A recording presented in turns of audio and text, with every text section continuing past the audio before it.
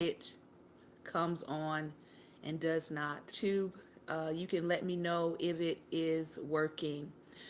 Good morning, Lady Latoya Mitchell Forever. Good morning to you. So, Thinking Thursday, what are we talking about today? We're reading from the book How Africa Shaped the Christian Mind. And also, it's very alarming to me how many black Christians think that Christianity is European owned. It's not, all right? They got it from Africa. They changed it up some, of course. We know what happened in the Americas, or at least I'm going to assume people know what happened in the Americas. They did not allow slaves to read the Bible because had they read it, they would have realized, hey, they're talking about me. So yeah, they changed up some things, they switched up some things, they hid some things, but it was not their book. Okay, so how do we get to the place where we are today, where when you talk to some black Christians, they don't know this. They don't know that the book is African. I mean, the whole story is set mainly in Northeast Africa in the scriptures. Just pick up a map and you'll see that most of the stories are set in Northeast Africa. All right, or Rome, of course, with the New Testament and things of that nature. And then we're going to dive into James Cone's book, The Cross and the Lynching Tree. Good morning, Life Transitions. Please let me know, Life Transitions, if all is clear, and let me know if the screen freezes, because we want to make sure that everybody has clear visuals and clear sound. All right, so that is where we are today. Let's start with how Africa shaped the Christian mind. Good morning to beloved. So we started out, when we're still in the introduction, we started out talking about the area in which Christianity was thriving. And we showed you the map of how Alexandria, good morning, Don Days. We showed you how Alexandria, all the way down Lower Egypt, Upper Egypt, Nubia, Ethiopian, all the way down to Syene, this whole area, all of these cities were bustling, and it was pretty much a travel route that would have allowed the gospel to travel north to south. All right, so people were receiving the gospel. It wasn't like these areas were too far spread out, because it was a travel route, and people were trading and all of that. They would have been encountering believers in the region who would have been telling them about the gospel. So let us continue our talk, which was talking about the fact that goods and ideas would have been traveling from inland Africa through river and coastal waters into Spain, France, Sicily, Italy, and Greece. Also, we talked about the languages that would have been spoken during that time, and we talked about those who would have been living in the area. And then we ended by talking about the Armenian culture, and how the Armenians are one of the last group of ethnos on the continent, and in the world, who actually still speak the original language of Jesus, which was Aramaic. All right. So it is super important, in case, and we talked about this last time, about getting people to check out the whole history behind the Armenians and the Armenian genocide. I think there's actually a movie out about it I saw maybe last year, that talked about, I think, the first time they tried to wipe out the Armenian people. So there is a film out based on it, but it's very important to understand, why would they be trying to wipe out a specific group of people? All right, they're the last original speakers of Aramaic. Just plugging that for you. All right, let's continue reading. By sea and land, early Africa significantly shaped the basic layers of both Eastern and Western traditions of Christianity. East and West were closely coordinated dogmatically through the mid 4th century with only a few exceptions. Good morning, Lady Ravonda. Tendencies to Montanism and responses to Chalcedon were debated somewhat differently in Eastern and Western Africa, but the core of ecumenical consent was firmly in place in Africa, where much of it had formed. This ecumenical consensus, doctrine, and liturgy is why so much of Nilotic Christianity could be treated respectfully in the Maghreb. The first arrival of Christianity in Africa can be pushed back to dates much earlier than Western historical skepticism has typically allowed. This will further require examination of archaeological and textual evidence. The early Alexandrian tradition may indeed go back, excuse me, to the 60s, 50s, or possibly even the 40s, and he's talking CE. The evidence is for the history of the transmission of this tradition has been largely ignored by previous generations of European scholars. European chauvinism is a kind way of speaking about this neglect. Similarly ignored are the earliest hints of Christian presence in the Maghreb, where the martyrs of Sicily were there. There was firm written evidence of Christian occupation by 180 CE. It remains an evidentiary puzzle for form critical scholars to show that those African martyrs in 180 must have been previously active to penetrate as far into the Numidian inland as they did during the middle of the 2nd century. A good case can be made that Christianity of the Majerta River system goes back even into the 1st century from Carthage west. For it is implausible that the Madura and Sicily martyrs would be ready to die for the faith if they had just appeared in North Africa immediately before 180 CE. The fantasy that Christianity had only recently arrived in 180 requires extreme explaining. Excuse me. The greater probability is for a much earlier Christian presence. Scholars and advocates of African traditional religions are justifiably grateful for their oral traditions. They have shaped tribal communities and villages all over Africa for untold generations. The genre of African traditional religions has sometimes been defined so narrowly as to rule out the great written traditions as if they were not so truly African and not so profoundly traditional African. The sad result is that it is sometimes wrongly assumed that African traditional religion largely lacks written text. That premise is a huge mistake, and it has been wrongly taken for some as fact. African traditional religions south of the Sahara were largely conveyed by oral means. When viewed from north of the Sahara, the African traditional religions were conveyed historically by both oral and written traditions. Thus, the written records of Christians in Egypt and Maghreb are vast and important. This has weighty bearing on many vexing issues: African Christian identity, Muslim Christian relations, the mending of the distance and alienation between Northern Africa and Sub Saharan Africa. If we fast forward from ancient to modern Africa, we find that the interface between oral and written traditions have become a decisive issue. The current dilemma of the African Christian theological identity hinges significantly on how it is solved. The Bantus, as a case test, have migrated from Central Africa steadily south to new territories in the far south since the 17th century. They relied on oral tradition until the 19th century. The Egyptian Christians have steadily resided in the Nile Valley for almost 2,000 years unabated. Could it be said that the Bantu oral traditions only arrived in parts of the South within the last few centuries, are more than an expression of African traditional religion than Egyptian Christianity? That requires an odd definition of traditional African religion. A better definition, which would include both Bantus and Egyptian Christians.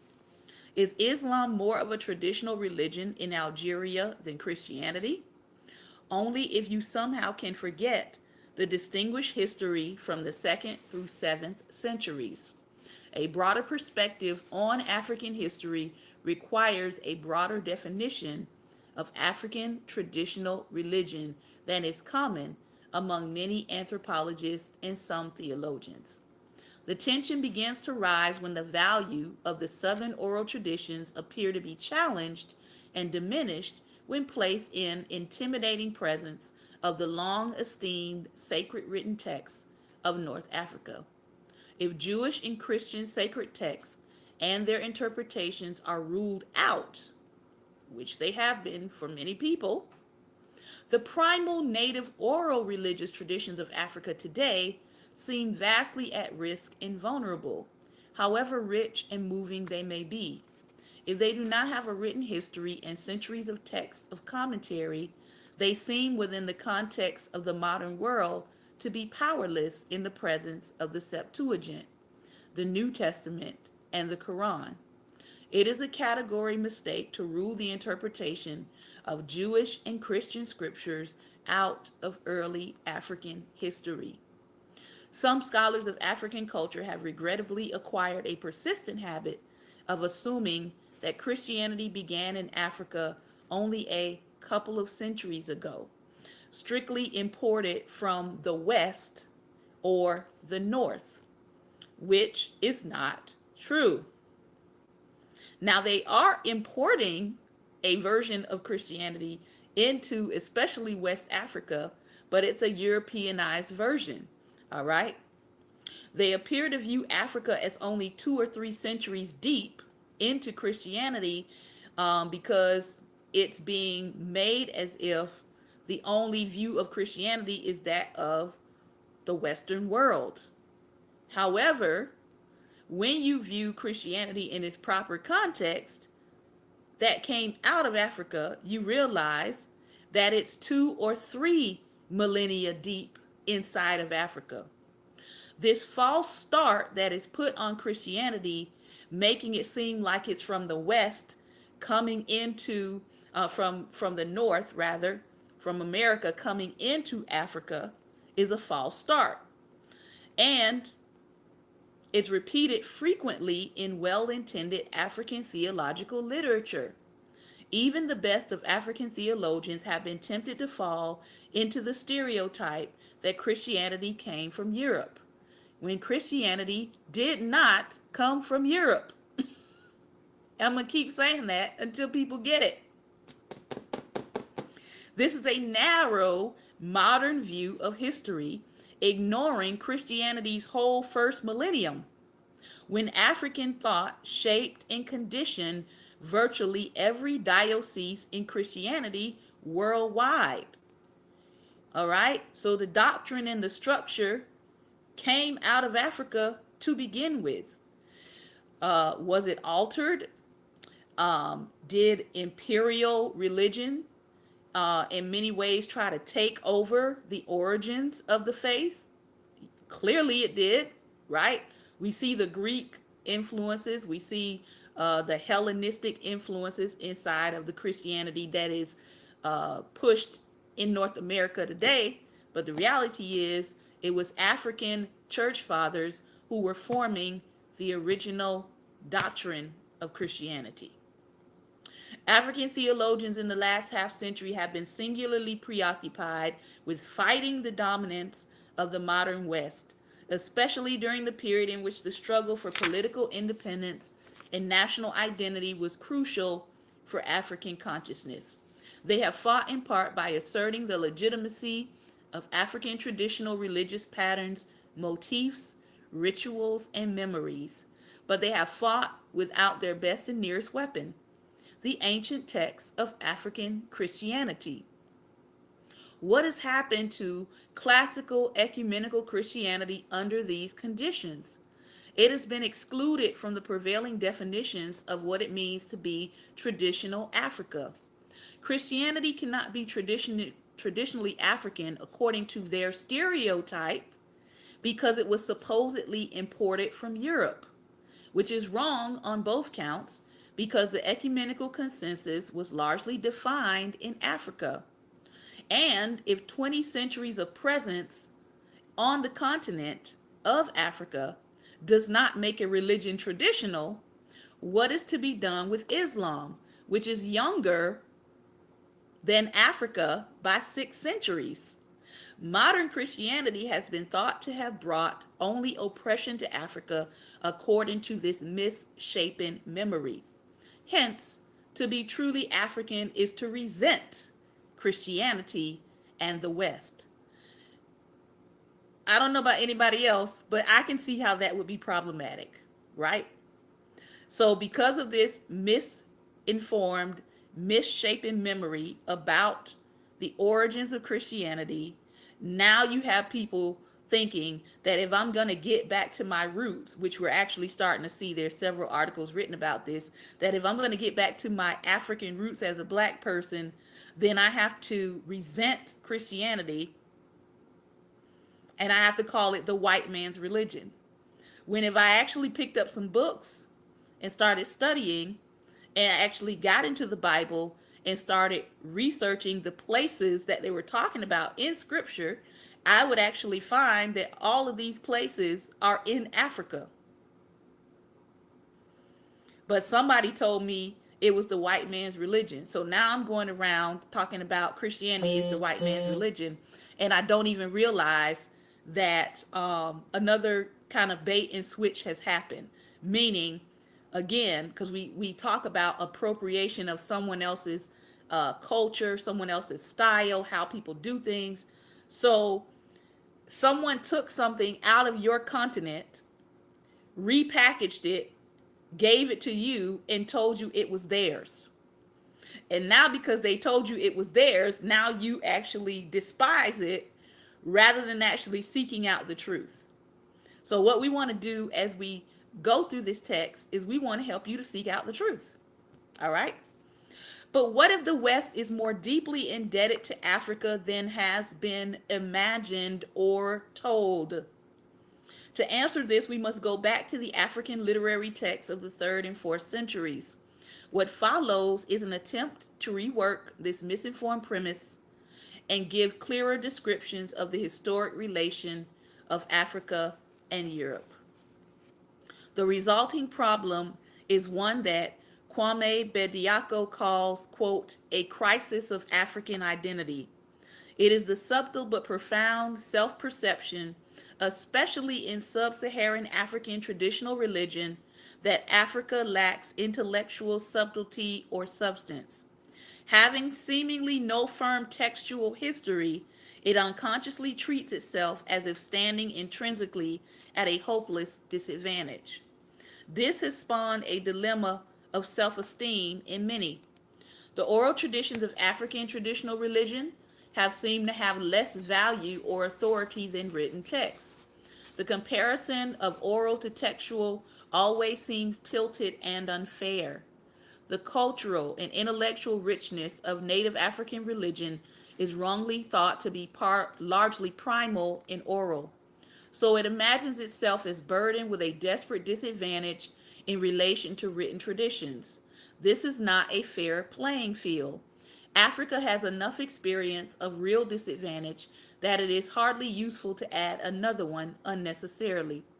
There can be no doubt that these oral traditions in Africa have suffered deeply from acquisitive colonialism. This makes the oral written gap seem even more unfair. When victims are tempted to view themselves as entirely victimized by someone else's will, then the sense of immobility and despair takes deeper hold. The movements of African national independence have been rightly determined to break through the power of this despair. But lacking historical wisdom that is rightly its own African achievement and possession, even though ignored, it often seems a despairing struggle against despair. If all religious truth in pre-Christian, pre-colonial Africa had in fact been transmitted orally, there might be some more plausible rationale for this defensiveness. Africa would then appear to have only or mostly oral tradition to offer to global Christianity and world intellectual history. This muted despair is a prevailing subtext in the popular literature on African traditional religion, despite his heroic efforts to overcome it. While the primal oral traditions are multi generational and powerful, they vary greatly from location to location. Meanwhile, they are confronting the awesome lure of religions of the book, Christianity and Islam. Serious attempts have been made to state the general characteristics of African traditional religions, but they tend to fall short of the wide variability and diversity of the local phenomenon. This feeling characterizes much of the rhetorical defense of these religious traditions, as it stands in the face of Western modern thought with its intimidating technology and long historical written traditions. This defensiveness can be overcome by more accurately reconceiving African traditional religion to include its most stable and durable components, which are Islam and Christianity. Both Islam and Christianity do well to develop more, not less, respect for what is commonly called African traditional religion. So, what is the missing link? The early African written intellectual tradition. There is, however, pre colonial African Christianity that does not depend on either Western or European sources. It is a rich and thoroughly African written intellectual tradition of the highest quality. In the period of its greatest vitality, the first half of the first millennium, the African intellect blossomed so much that it was sought out and widely emulated by Christians of the northern and eastern Mediterranean shores. Origen, an African, was actively sought out by teachers of Caesarea Palestina. Lactantius was invited by Emperor Diocletian to be a teacher of literature in his Asian palace in Bithynia.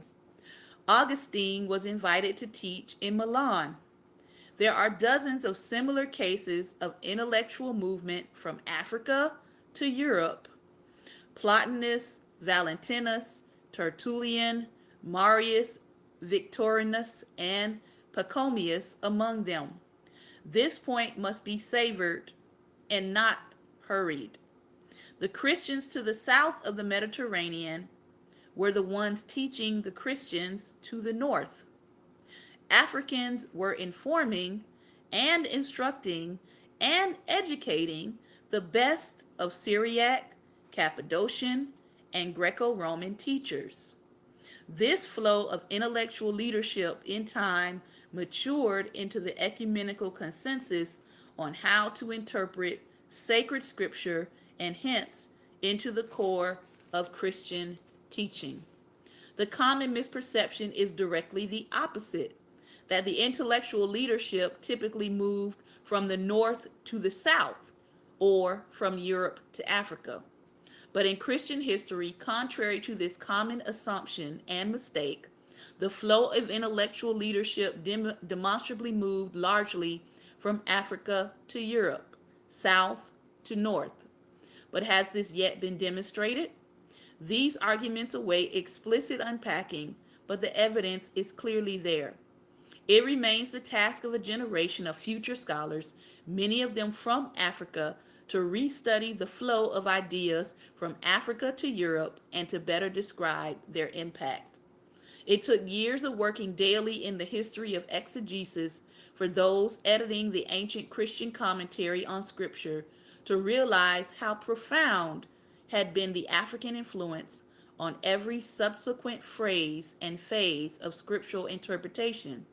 We were not prepared for the breadth and power of this evidence. Nowhere in the literature could we find this influence being explained. Everywhere in the literature it seemed to be either ignored or resisted. It came only from decades of experience with African texts and ideas. Finally, we learn to trace the path back from Antioch, Jerusalem, Constantinople, Nisibis, and Rome, all the way back to its origins in Africa. Again, Jerusalem is a part of Northeast Africa. This intellectual leadership moved by land from the Nile Valley to the deserts of the Negev, the hills of Judea, and north through Syria and Cappadocia, and by sea to all points north. The core ideas of the monastic movements moved from the Nitrian desert and from the Pharaonic-speaking central Nile Valley north to the Laurus and monastic communities of the Jordan, and all the way to the Tigris and Halys rivers during the 4th and 5th centuries. All these brilliant centers of mind and spirit, from Gaza to the Asia Minor, were constantly being fed by the ideas flowing from Africa in the 3rd and early 4th centuries. And actually, we have been talking about this in another book that we're reading called Silence, A Christian History, that talks about how they had to, when they were imperializing Christianity, how they actually went seeking for the monks and the ascetics, who pretty much went into seclusion and hiding, really, because they did not want to be a part of imperial Christianity that was beginning to form.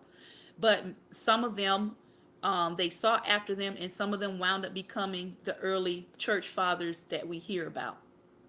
The Christian leaders in Africa figured out how best to read the law and prophets meaningfully, to think philosophically, and to teach the ecumenical rule of triune faith cohesively long before these patterns became normative elsewhere.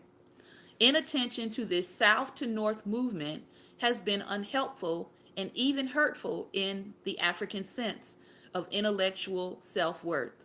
It has seemed to leave Africa as if without a sense of distinguished literary and intellectual history. But this is a history that Africa already owns, but which has remained buried and ignored. Because who actually stands to benefit from people thinking that Christianity is not a part of the African tradition? European intellectual history has gone on to proceed as if the great Christian intellectual and literary textual traditions of the Nile Valley and Maghreb did not even exist. Its vast effects on Europe have not been grasped. Much of its history has been dismissed as heretical, as argued by German scholars like Adolf von Harnack and Walter Bauer, based on criteria that prevailed centuries later in Europe, interpretations which are now increasingly regarded as non-persuasive.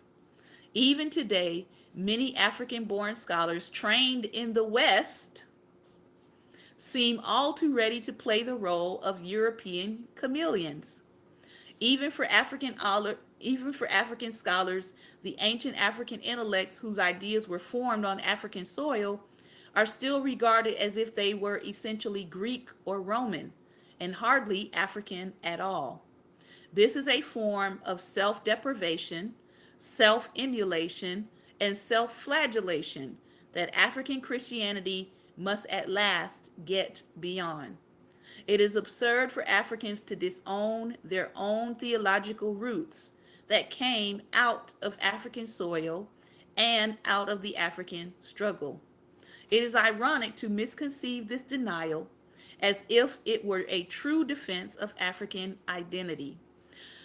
Prophet Jonathan said, I would love to see this topic being made into a conference. Actually, Jude 3 Project actually discusses this in the tour that they're doing. So if you check them out, and I think the last place they were in was in Chicago, they actually do get into the African origins of Christianity.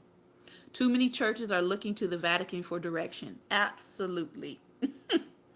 But again, it goes back to, what have you been taught? And from whose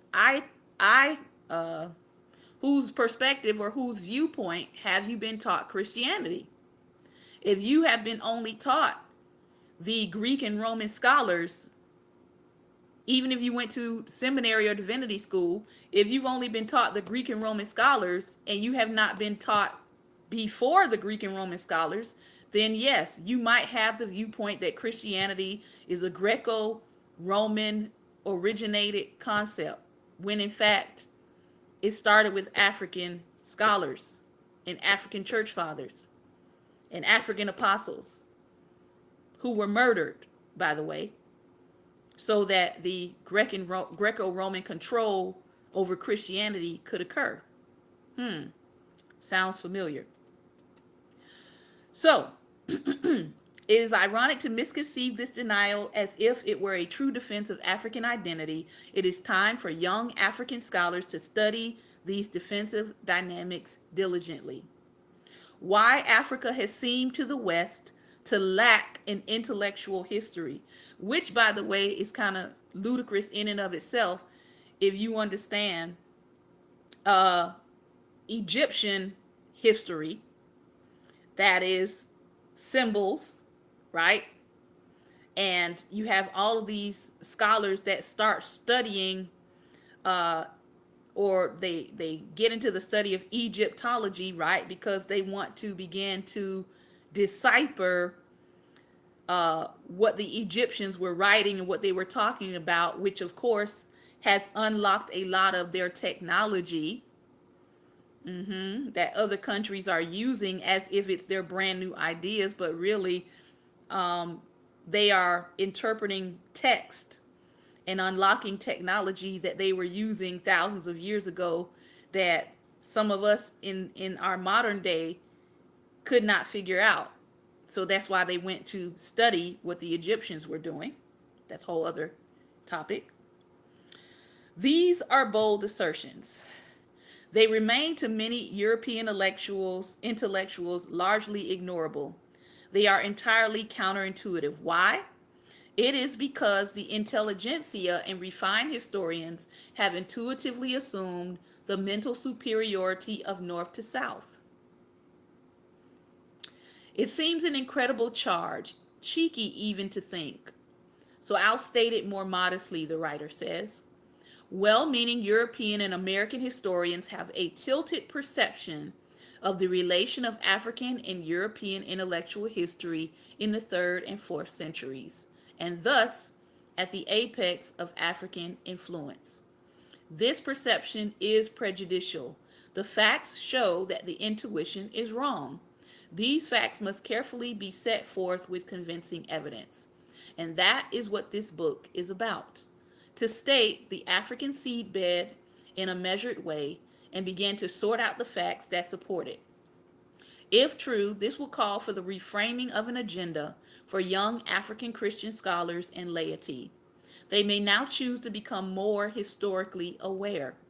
The young Africa envisioned here is both young in the sense of being newly emergent within the ethos of the collapse of modernity, and young in the second sense of that which has appeared much earlier, indeed in ancient African times. There is an irony in speaking of young Africa. It is at once a very youthful survivor of wearisome modernity and most ancient, early, and in that sense young expression of both early Christianity and ancient Africa. If ancient Christianity is not yet indigenous, then the 17th century arrival of many Bantus in Zululand is not yet indigenous. If first millennium Christianity is not yet traditional in Africa, then 7th century arrival of Arabic cultures to Africa is not yet traditional. If 4th century Ethiopian Christianity is not yet native to African culture, then the 9th century arrival of the camel is not yet native to African culture. What is the writer saying? Ancient Christianity came before these other things. So if you're calling those things native, then ancient Christianity precedes those things. So how is it not native? At stake here is a more consistent definition of the terms like indigenous, traditional, and native. If 2,000 years of Christian history still fall short of being regarded at home in Africa, then what could qualify as African? What else has lasted 2,000 years? Christianity has even outlasted Pharaonic religion, in some ways by incorporating some of its key features. The hundreds of millions of Christians dwelling in Africa provide more than enough testimony that they feel quite at home. Christianity is not alien to Africa or to African traditional religion. The political and military relation between Islam and Christianity is one of the world's most perplexing dilemmas. Does this early Christian history merely complicate that relation, or does it illuminate it?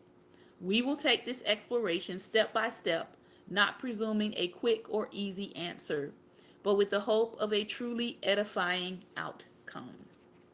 At first glance, the subject of early African Christianity seems alien to most Westerners, remote, distant, and not clear. The smells and tastes and sounds and music and art of these believers seem unfamiliar. The ruined basilicas of early Africa seem far distant from the space we live in. Or are they? The music of ancient Africa does not sing in our hearts. Or does it? The cadence and rhythm of the prayers of the ancient African believers do not echo in our hearts. Or do they? We do not have a ready imagination for seeing the beauty and color and design of early Christian mosaics. But what if we take a look? Go to old Cairo or Tunis to see the tapestries and mosaics. Culturally, we seem to be at a great distance from the values that have long survived under harsh conditions on the vast continent. On closer look, however, the achievements of early Christians in Africa are still being sustained unconsciously and unknowingly, even by Western attitudes. It may be that just these values freight the wisdom to reunite us as human beings and guide us as social beings to enliven us in spiritual freedom. So, that is the introduction. Next week, we will start chapter 1 or part 1, The African Seedbed, A Forgotten Story. All right. We are moving on to Mr. Reverend James Cone. And if you don't know him, I encourage you to go and check out his biographies online. Take a look at his life. He is considered the grandfather, I believe, of Black liberation theology, which is simply theology from the perspective of Black people, that the gospel comes to free us and does not leave us oppressed. Matter of fact, he even has one of his books is by that title, The God of the Oppressed. But you can check him out. He's got several books. But we are looking at the cross and the lynching tree. All right. We stopped at, I believe we finished the introduction. And we're starting chapter 1, which is Nobody Knows the Trouble I See. The Cross and the Lynching Tree in Black Experience. Acts chapter 10, verse 39. And you can actually look this up while we're reading. And it reads, they put him to death by hanging him on a tree. The Crisis 10, number 2, June 1915, on the lynching of Thomas Brooks in Fayette County, Tennessee, says this. Hundreds of Kodaks clicked all morning at the scene of the lynching. People in automobiles and carriages came from miles around to view the corpse dangling from the end of a rope. Picture cards, photographers installed a portable printing plant at the bridge and reaped a harvest in selling the postcard showing a photograph of the lynched Negro. Women and children were there by the scores. At a number of country schools, the day's routine was delayed until boy and girl pupils could get back from viewing the lynched man. All right. So, think about a whole generation of not just adults at the time, But think about a whole generation of young boys and girls, school age, who were given break time from school to go and watch a black person hang as a community event. Now I want you to think about the fact that that was June 1915, and here we are in August 2018. So you're talking about roughly 100 years, meaning that those children would have grown up to have children, and their children would have had children, and their children and their generations would have probably heard from their parents about those kinds of events. The paradox of a crucified Savior lies at the heart of the Christian story. That paradox was particularly evident in the first century when crucifixion was recognized as a particular form of execution reserved by the Roman Empire specifically for insurrectionists and rebels. It was a public spectacle accompanied by torture and shame, one of the most humiliating and painful deaths ever devised by human beings. That Jesus died this way required special examination and explanation. It made no rational or even spiritual sense to say that hope came out of a place called Golgotha, the place of the skull. For the Jews of Jesus' time, the punishment of crucifixion held a special opprobrium, given their belief that, quote, anyone hung on a tree is under God's curse. Deuteronomy 21, verse 23. During nearly 2.5 centuries of slavery, blacks were considered valuable property. Their owners usually protected their investment as they would their cows, their horses, and other articles of value. Slaveholders whipped and raped slaves, violating them in any way they thought necessary, but they did not lynch them, except in the case of those who threatened the slave system itself, such as Gabriel Prosser, Denmark Vesey, and most people now know about Nat Turner, and other insurrectionists. The lynching of Black America marked an important turning point in the history and meaning of lynching, as a racial component of lynching changed the meaning for both whites and blacks. Lynching, as primarily mob violence and torture directed against blacks, began to increase after the Civil War and the end of slavery, when the 1867 Congress passed the Reconstruction Act, granting black men the franchise and citizenship rights of participation in the affairs of government. Most Southern whites were furious at the very idea of granting ex-slaves social, political, and economic freedom. Where have we seen this jealousy before? The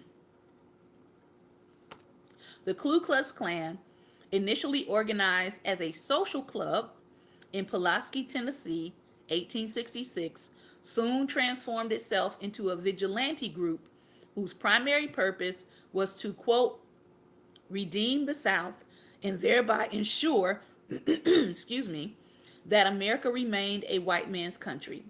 Many felt that it was the one thing to lose the war to the North, but quite another to allow ignorant, uncivilized N-words to rule over whites and even participate with them in the political process. So, when people say, I don't understand why you people waste your time on voting. Let's just say if voting were not an important thing, people would not be trying to stop you from doing it. If we understand how our political laws are enacted, if you don't have the right people in there writing laws and enacting laws and statutes in your community, then guess what? You have no voice in the community. So how do you establish a voice in your community? You establish a voice by getting together, choosing candidates that represent your community, supporting those candidates, and going out and voting for those candidates. And then changing who's in your leadership in a community, thereby changing the power that people have over you to write and enact unjust laws, and statutes that directly affect you and your family. Back to the lesson.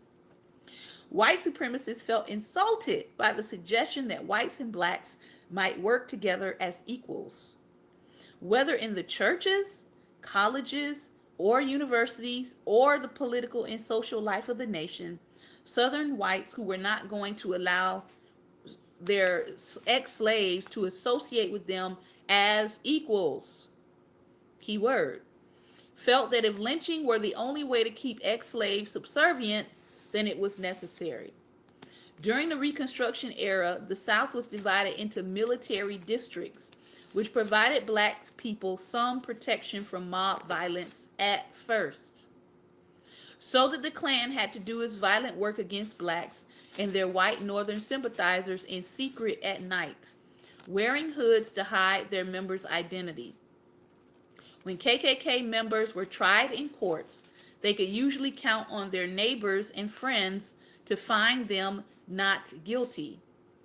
So for the people who don't understand the importance of serving on a jury of your peers, every time you say, no thanks, I don't want to serve as a juror, you're taking us back to this, to when we couldn't serve as a juror. And therefore, people who murdered people in cold blood that looked like you and me had a jury of their quote unquote peers who they could count on to say not guilty, even with the evidence right there in front of them. Since all white male juries almost never found white men guilty of lynching a black man. So if you want to know why nobody in this country has ever gone to jail for the crime of lynching, there's your historical foundation for it. And as a matter of fact, the only person who's been charged, I believe, under the crime of lynching was a black woman. As a matter of fact, during, I think, the Ferguson riots. How do you do that? The white South's perspective on the Reconstruction was told in Thomas Dixon's enormously popular novel, The Leopard's Spots, which sold over 1 million copies. It was followed by The Klansman. Both novels portrayed the Klan as redeemers of the South. D.W. Griffith transformed his novels into that masterpiece of racist propaganda called The Birth of a Nation. The Birth of a Nation, in case you didn't know, was the very first film ever seen at the White House. Think about that. The inaugural movie for the motion picture industry that was seen at the White House was The Birth of a Nation. First seen at the White House and praised enthusiastically by President Woodrow Wilson, whites, especially in the South, loved Birth and regarded seeing it as, quote, a religious experience. It rendered lynching an efficient and honorable act of justice and served to help reunite the North and South as a white Christian nation at the expense of African Americans. So please don't tell me that media does not influence us and movies do not influence us. Because the very first movie that was presented at the White House united racist white people all over the country. I'll just leave that right there. After seeing Birth, one white man in Kentucky left the theater so excited about the film that he shot and killed a 15-year-old African-American high school student right after he saw the film. But it's just entertainment, right? By 1930, according to one report, 90% of white Southerners had seen Birth of a Nation. Following Reconstruction and the removal of federal troops from the South in 1877, the black dream of freedom turned into a nightmare, quote, worse than slavery, initiating what black historian Rayford Logan called the nadir in black history and what journalist Douglas A. Blackman appropriately called, quote, slavery by another name, assured of no federal interference. In other words, whatever you do to black people during this period of time, we're not going to stop you. Assured of no federal interference, which is actually what's now being enacted in our country. We're actually repeating history at this point. We have an attorney general who is basically assuring people of no federal interference. How do we know this? Because when you are working to roll back civil rights, when you are putting black people under a title, anybody who is black, who seems pro-black, like no other ethnicity is not pro their ethnos, by the way. Anyone who seems pro-black or for black people can be labeled a black identity extremist and can be questioned, searched, detained, marked by this label. All right? You're giving a green light to people who have this racial agenda. You're giving them a green light with your actions by letting them know that the federal government is backing your racial motivations towards black people. Which is why, yes, there has been an increase in things happening to people while they're black. You know, the hashtag living while black. All right? So assured of no federal interference, Southern whites were now free to, quote, take back the South, or the newly coined or really recycled term, make America great again, to redeem it from what they called Negro domination. They were a little bit more specific back then as to what they were exactly doing. Now people use cute phrases like, we're just making America great again. But it gave this sort of license for people to participate in mob violence, to try to exclude blacks from politics. This was all happening in the 1930s, by the way, but it reads like 2018.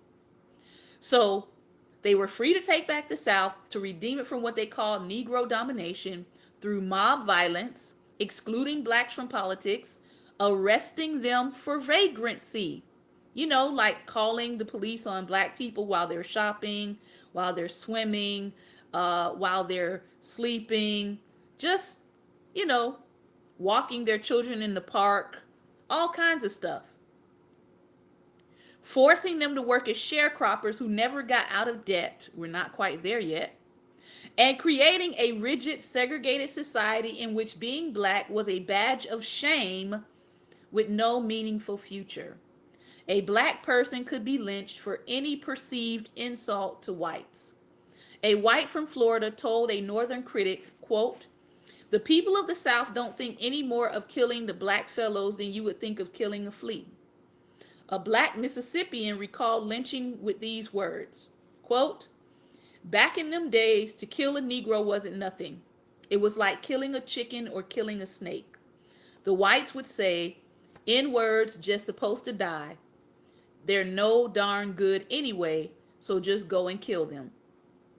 A firm advocate of white supremacy and even lynching in cases of rape, Bishop Atticus G. Haygood of Methodist Church complained in 1893 that, quote, nowadays it seems the killing of Negroes is not so extraordinary an occurrence as to need an explanation.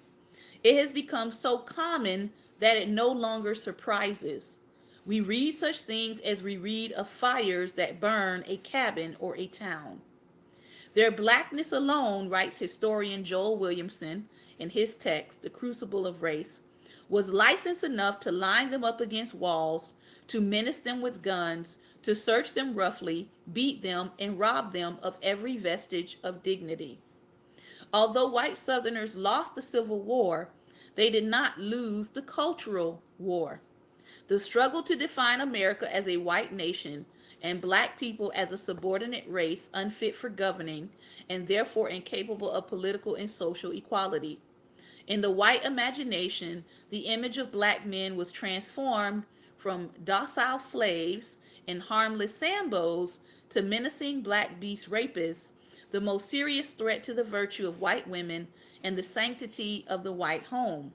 The image of black women was changed from nurturing mammies to salacious Jezebels, nearly as corrupting to white civilization as the black male.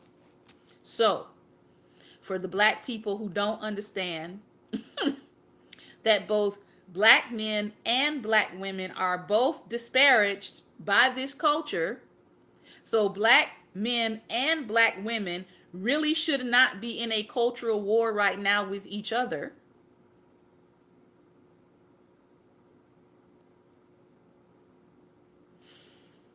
Because to white supremacist society, both of you are a danger. Just thought I'd put that plug there. All right.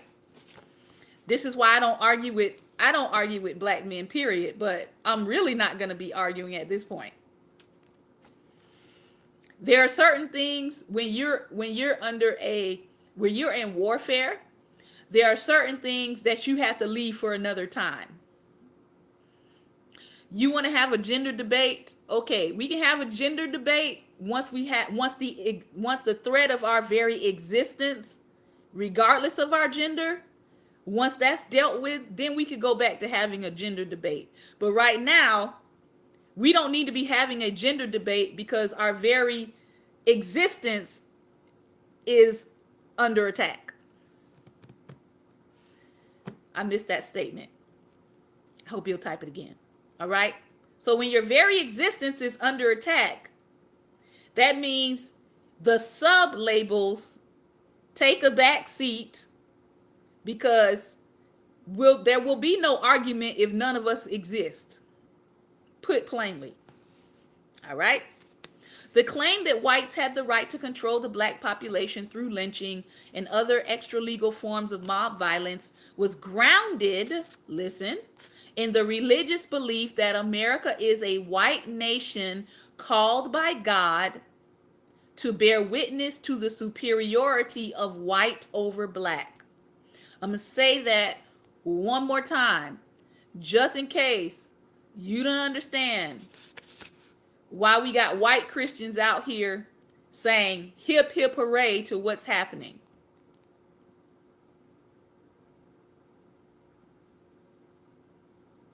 It is grounded in the religious belief that America is a white nation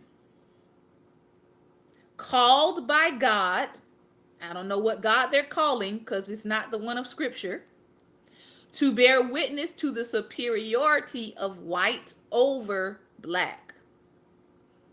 So there are white Christians who will get along with you very well as long as you understand that they are still greater than you because they are white. And we don't have that conversation enough with Christians, but we need to start having the conversation. Matter of fact, if you want to join us September 3rd, you can email me at reachshante@gmail.com and I'll tell you a little bit more about how we're going to be addressing this. All right? So they will work with you. They'll befriend you. I mean, they'll call you sister and brother as long as you know that they are the superior sister and the superior brother. Thank you for putting that up there, Prophet. All right? Even prominent religious scholars in the North, like the highly regarded Swiss-born church historian Philip Schaff of Union Theological Seminary in New York, believe that, quote, the Anglo-Saxon and Anglo-American of all modern races possess the strongest national character and the one best fitted for universal dominion. So this is why you will have some white Christians who will say, brother and sister, we don't need to focus on this black thing because we need to focus on the kingdom. It's about the kingdom. But you have to understand that Christianity in our country is Eurocentric directed. So no, you don't have to focus on your culture because your culture has been meshed in with the faith already. All right? So you are in fact the one who has not given up your culture. But your culture has been merged and you think that your European culture is equivalent to the faith. Maybe some of y'all don't realize that. All right? So it tends to make you think that a Eurocentric driven Christianity is superior to other people's cultural faith tying into Christianity, which is why, let me go here for a moment. I know I'm over time. Give me 5 minutes. Which is why, for a very long time, the black church was mocked in many ways by the white church. They mocked our shouts. They mocked our dances. They mocked the playing of the organ. They mocked the Holy Spirit's move through us culturally. Yes, they did. All right. But what did they do? After some of them mocked it, then some of them went and got Hammond B3 organs for their church. And some of them started singing like us. Yes, many of the early founders of this country were actually deists. Yes. So they began to take on our cultural attributes. And now, as what was done with original African Christianity, they remix it and present it back to us as if it was theirs. See, people don't want to have this conversation. I know. People don't want to have this conversation. So when someone tells me that praise and worship came out of the Eurocentric tradition, I'm going to say, no, I'm going to need you to go back to original praise and worship before all of this, before Bethel, before Jesus culture, all of that. I'm going to need you to go back to Ron Kenoly. Do you know him? Because Ron Kenoly was doing what many of these people are doing now and presenting as a new thing. Ron Kenoly was doing it in the 80s. Okay? So we'll maybe come back to that. We might come back to that. But the point here is that because this theology is embedded in Eurocentric Christianity, they don't realize, a lot of them don't realize that what they see as Christianity is mixed in with their Eurocentrism already. All right? So when your black and brown brother and sister come in and you say, "Oh, brother, it's about the kingdom." Yes, and Andre Crouch, thank you. "Oh, brother, it's about the kingdom. We don't need to add our cultural flavor to it." You've already added your cultural flavor to it. Okay? And let's not forget, if we go read Revelations 5 and Revelation 7, God does not do away with ethnos in eternity. Go read it. Matter of fact, he actually celebrates that there's every tribe, every tongue, every tribe, every tongue, every language, every people group who is giving him praise in eternity. So why are you telling me to shut off my cultural ethnos from praising God? Why do you want me to act Eurocentric when I'm not a European? And I shouldn't have to. I should be able to be me. Because in eternity, everybody is their own ethnos in eternity. You don't change into another ethnos in eternity. All right? Lastly, I'm going to finish up this paragraph and I'm going to stop here. All right? Such beliefs made lynching defensible and even necessary for many whites. Cole Blease, a two-time governor and U.S. Senator from South Carolina, proclaimed that lynching is a, quote, divine right of the Caucasian race to dispose of the offending blackamoor without the benefit of jury. Lynching was the white community's way of forcibly reminding blacks of their inferiority and powerlessness. To be black meant that whites could do anything to you and your people, and that neither you nor anyone else could do anything about it. It's 2018, and we're seeing the same sentiments. The Supreme Court Chief Justice Roger B. Taney, whose statue was just recently removed in Maryland, had said clearly in the Dred Scott decision in 1857, blacks had no rights which the white man was bound to respect. For many whites, whether in the North or the South, that conviction was unaffected by the end of slavery.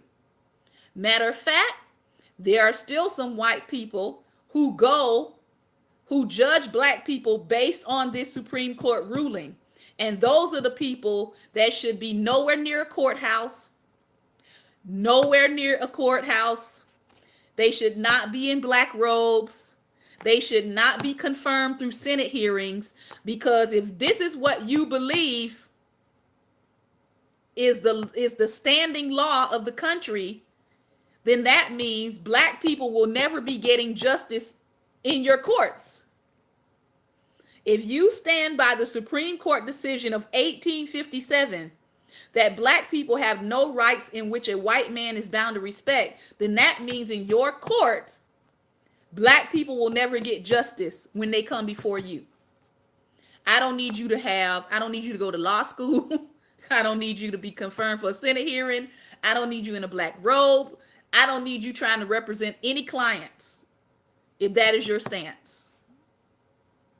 That's all I'm saying. And so, when we're looking at these Senate confirmation hearings and they are questioning these people, and these people cannot give a straight answer on questions of justice and equality for all, and they're still being confirmed to the federal bench, that is setting us back more than 4 years. All right?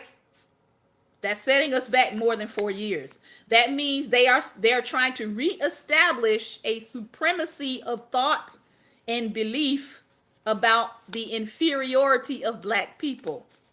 And the way that you do that is you don't play checkers, you play chess.